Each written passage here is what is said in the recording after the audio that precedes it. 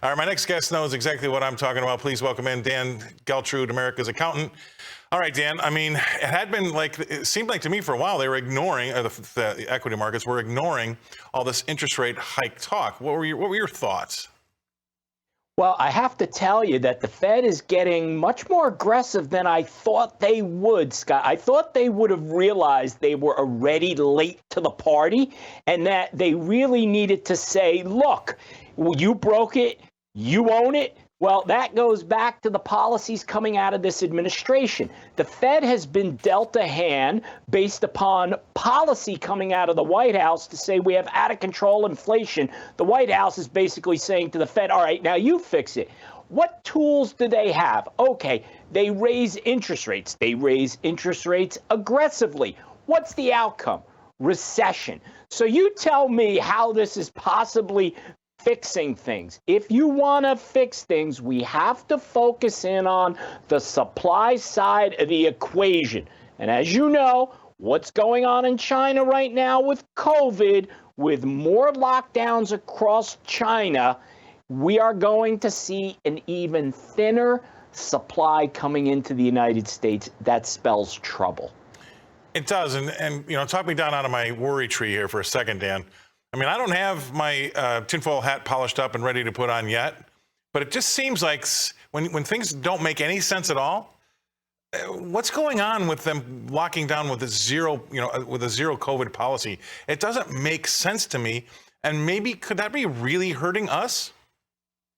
Well, listen, all economic roads go through China. It's just that simple. They're the world's second largest economy, and they provide a lot of the manufacturing that is supplied around the world. So when they start to shut down the way it looks like they are, everyone is going to feel that. And we're especially going to feel that in the United States, Scott, because we don't make anything anymore. So there's a lot of questions there to say, hey, listen, should we be really looking hard at our supply chain for the long term?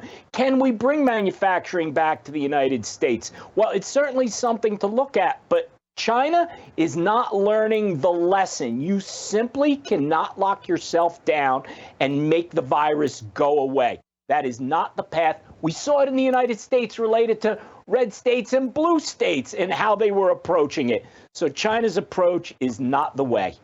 How much are we going to learn from this lesson, and how long will it take to bring a lot of those supply chains back to the States? I mean, that's the only way we can get around it. Now, remember, I brought up on this show that new word that nobody's really talking about called autocracy, and that's when you are 100% self-sufficient with your own economy. How long till we get to something even close to that? Never. How's that? Right, so it's right. Just not. It's not going to happen, and I'll tell you why. It is simply too expensive to manufacture in the United States. Now, the only way around that, Scott, and I hate to say this, is you have to be able to eliminate the most costly aspect. That's labor. So if we're going to be going into a manufacturing era, it's going to have to be done with a lot less labor. Now, that's going to help get product to the market more cheaply, but what's that going to do to the American workforce? So that's the problem that I see with ultimately being completely self-sufficient. All right, let's have a little fun with this one. This came through my ear. The Twitter deal is going to be done by the end of the day. Where do you stand on that? What do you think is going to happen, and what are your thoughts?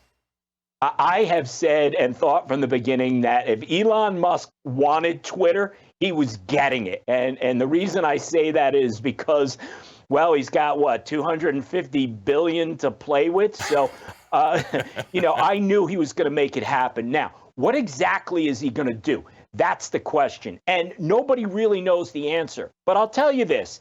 Granted, he wants free speech, but that's not the only factor, and it may actually be a smaller factor in why he's doing this. I think he's looking at it and saying, hey, this is an underperforming company in which I can really turn it around.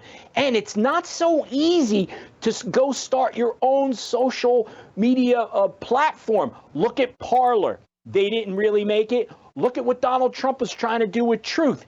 They're not really making it. So Twitter has the audience already.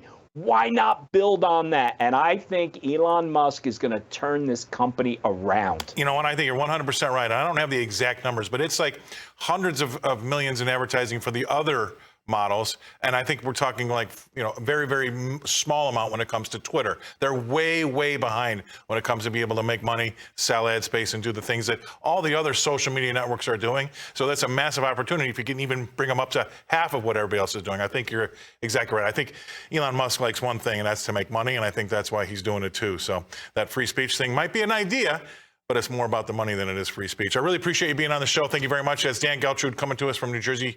Really appreciate it. Thank you very much.